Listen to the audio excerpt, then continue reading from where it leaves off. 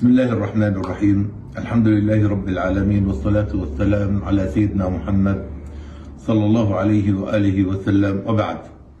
أنا المعلم الأستاذ كايد أبو عرام، معلم مادة الكيمياء في مدرسة ذكور يطا الثانوية منذ أكثر من 29 عام، وأنا مثل باقي موظفي هذه البلاد نعاني من حجز الرواتب منذ أكثر من 4 سنوات، إذ نحصل على رواتب مجتزئة ومقتطعة.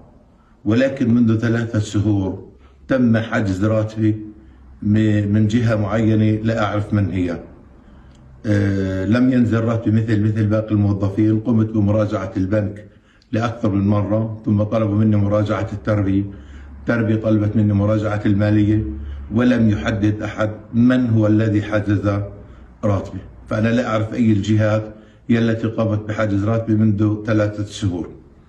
هذا العمل يخالف كل الأعراف وكل القوانين، فلا يمكن لأحد ولا يمكن لأي موظف أن يحجز راتبه مهما كان السبب، لأنه هذا حق له، وخصوصا في الظروف التي نعيشها في هذه البلاد وفي هذه الأيام. وهنا أقول: هل أصبحت وزارة المالية الفلسطينية تنتهج أسلوب الابتزاز مثل سموتريتش الذي يقوم بابتزازهم بأموال المقاصة؟ هل أصبحت لقمة الموظف ولقمة عياله بيد أناس لا يقدرون معنى الظلم ولا معنى الحياة التي يعيشها المواطن في هذه البلاد؟